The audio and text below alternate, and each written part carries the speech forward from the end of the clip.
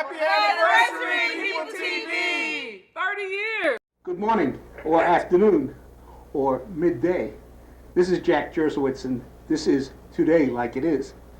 The routine here, for those of you who are new, is that we sit here and we read news articles, usually fairly short ones, from the newspaper or the local newspaper or other sources that may interest us, and we offer a comment on them, which is usually a fairly short comment, and we invite your comment. You can comment by calling in to our number here. Let me change this little board up here. And you can call in here by dialing 404-892-5614. I should tell you as well that my point of view is Marxist. And for more information on that point of view, you can go up on the web to the daily newspaper of the Workers' Revolutionary Party in London. And that address is www.wrp.org.uk. Once again, www.wrp.org.uk. And that too is up on your screen. So you have access to it. It's a daily newspaper, and it publishes 6 days a week. Sunday is a day off. This is from this morning's Section A of the Atlanta Journal-Constitution. I thought it might be an interesting article for all of those out there who might be racist. I would hope most of you are not. Nonetheless, a fascinating article. And the headline is, Whites Forecast as Barely a Majority in 2050. Census sees boom in Black, Hispanic, and Asian populations. And it's by, appropriately enough, Shweta Govindarajan, which sounds to me like an Indian name. Washington.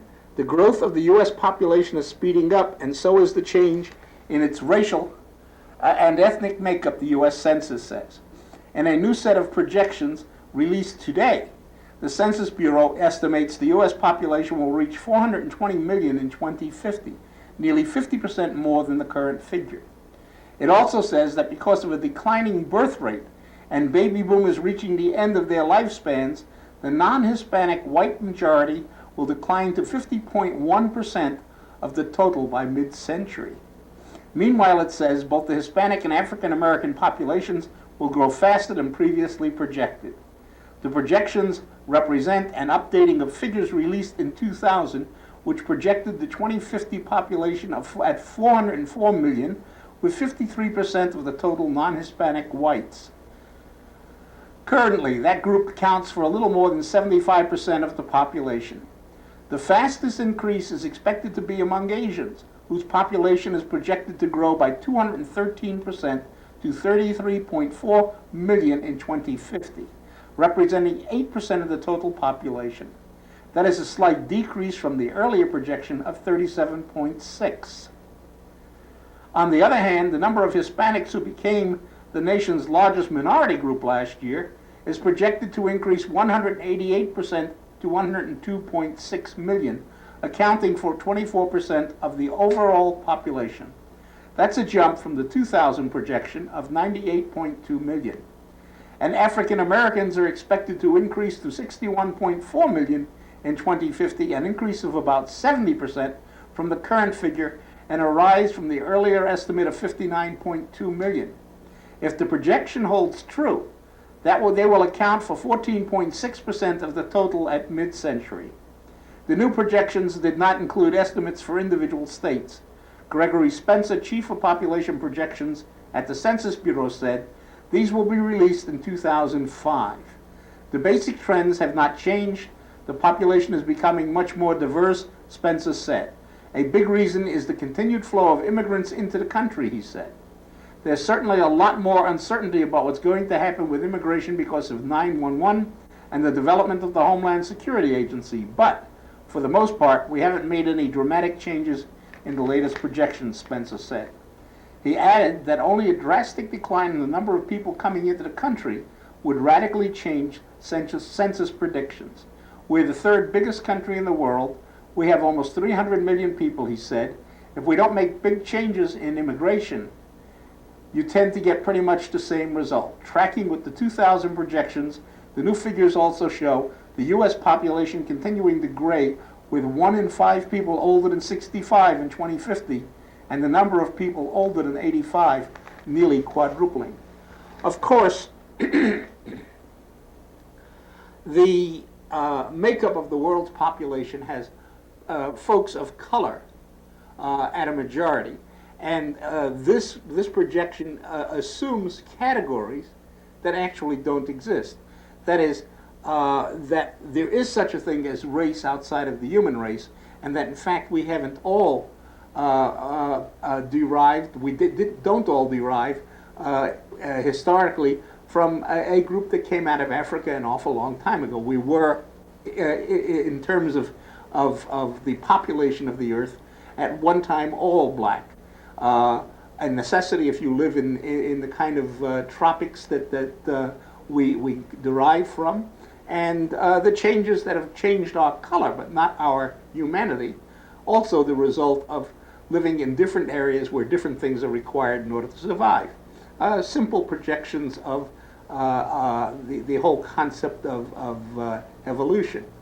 At any rate, one can be sure that these projections will be used by a section of this population, a racist section of this population, to try and drum up racism as a major factor in this country. It already is a major factor, but as an active, ongoing, open factor in political operations.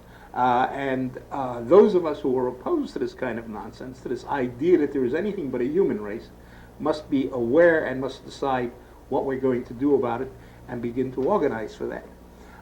Just a thought on what the projection is for population by color in a few years down the line. Along with that, this very short a little article, again in the A section of today's paper, which I couldn't resist. Monkey trial site wants anti-gay law. The Tennessee county that was the site of the Scopes monkey trial over the teaching of evolution is asking lawmakers to amend state law so the country can charge homosexuals with crimes against nature. Rhee County commissioners approved the request 8-0. Commissioner J.C. Fugate, who introduced the measure, also asked the county attorney to find a way to enact an ordinance banning homosexuals from living in the county. And there you have it, the expression in regard to gay folks that we can expect to see in regard to anybody that is not white and pure, as the Nazis would have had it in Germany, and as many Nazis here, whether they're outspoken, proclaimed Nazis, or under the covers Nazis would have it here. And that goes to any difference which becomes the fodder, becomes the tool for various political operations to maintain and retain the capitalist economic system. As I said, I warned you, a Marxist point of view is sitting here commenting. Let me go from there to yesterday's electronic intifada. It's too early this morning to pull up today's electronic intifada, and the couple of articles that are fairly extensive. Let's see how far we can get through. You can interrupt me, of course, at any time, dialing in here, 404-892-5614.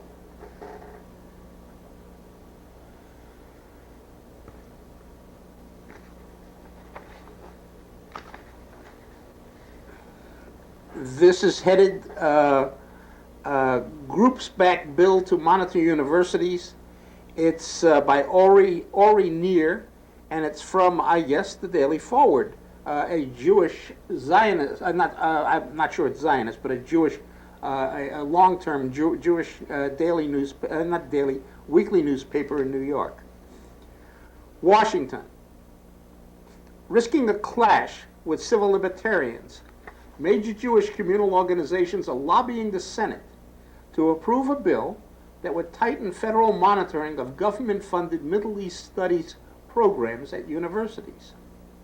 The bill, which passed the House of Representatives overwhelmingly, is pitting the Jewish organizational community against professors' associations and leading international studies scholars, as well as against traditional allies such as the American Civil Liberties Union.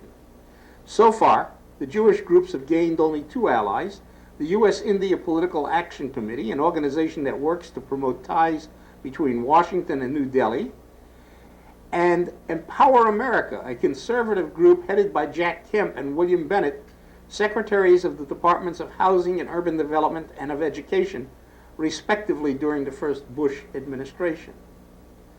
There are certain issues where we have a specific expertise or interest, which are not necessarily shared by our friends in the civil rights community, said Michael Lieberman, Washington Counsel of the Anti-Defamation League. And I find that so interesting, that the Anti-Defamation League formed to fight against racist statements about Jewish people is here itself taking up a racist position in regard to other folks, the folks out of the Middle East. And one must wonder why. Let's go on. Just give me a second, folks. This is television land, but the way it is, you can't talk very long with a drippy nose. So, let's go on.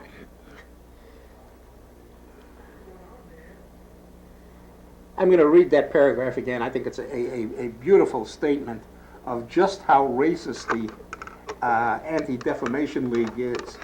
There are certain issues where we have a specific expertise or interests which are not necessarily shared by our friends in the civil rights community, said Michael Lieberman, Washington Counsel of the Anti-Defamation League. Even some in the Jewish organizational community are uncomfortable with the Jewish group's strong push for a bill portrayed by critics as an exercise in McCarthyism. This bill is bad, both on its merits and because of the way it makes us look, said a senior official with a major Jewish organization who spoke on condition of anonymity. And that talks to you about the extent of the racism and paranoia in Jewish Zionist organizations that this gentleman, who is a senior official, wouldn't speak on the record. Controversy over the bill burst into the open last month at the annual assembly of the Jewish Council for Public Affairs, a consultative group that brings together 123 local community relations councils and 13 national Jewish agencies, most of which support the bill. A resolution supporting the bill was proposed, but not approved, at the parley after Harvard law professor Alan Dershowitz, speaking from the podium at one of the sessions, described the legislation as a far right-wing effort underway to allow for government monitoring of Middle Eastern studies at American universities. And let me skip ahead a couple of paragraphs. Although the bill addresses all international studies programs receiving government funds, the Jewish groups who initiated the bill and helped draft it are mainly concerned with the Middle East-related programs, especially with Middle East centers on American campuses. These are academic centers that encourage scholarly work on the Middle East and often serve as a podium for academic and public debate on the Arab-Israeli conflict. Jewish organizations argue that rather than encouraging academic objectivity, these centers expect scholars to promote a positive image of Palestinians, Arabs, and the Islamic world, and to avoid topics that might reflect negatively on these constituencies, in the words of an American Jewish committee memo submitted to the JCPA plenum. The result, the memo argues, is a profound pro-Palestinian, pro-Arab, and reflexively anti-Israel and anti-American, anti-Western bias in these federally funded centers. The AJ Committee, the American Jewish Congress, and the Anti-Defamation League, which have made passing the bill a major goal, based their charges of bias at Middle East centers on some independent research and anecdotal complaints. but mainly on a book published 2 years ago by Martin Kramer, a Middle East scholar at Tel Aviv University's Moshe Dayan Center for Middle Eastern and African Studies. Kramer's polemic, Ivory Towers on Sand, the failure of Middle Eastern studies in America, charges that America's Middle East scholars are beholden to anti-Israeli and to an extent anti-American dogmas that taint their scholarship. The conclusion of his study, published by the Washington Institute for Near East Policy, a pro-Israeli think tank, is that bold action should be taken to reform the Title VI program. That's the program under which these Middle East studies groups operate. And of course, the statement that Mr. Kramer is making is flat out racist, flat out pro-Zionist, which is which is the same thing as racism. Happy anniversary, People TV! 30 years! I'm Richard Barron, the Director of Registration and Elections for Fulton County. Our website is fultoncountyelections.com. You can find out where to vote early. We want you to vote early. If you want to vote on Election Day, know before you go to our website, and also go to the poll locator to find your polling site. There's also the Secretary of State's website where you can go to their My Voter page. Our phone number is 404-612-7020, and I'm watching People TV.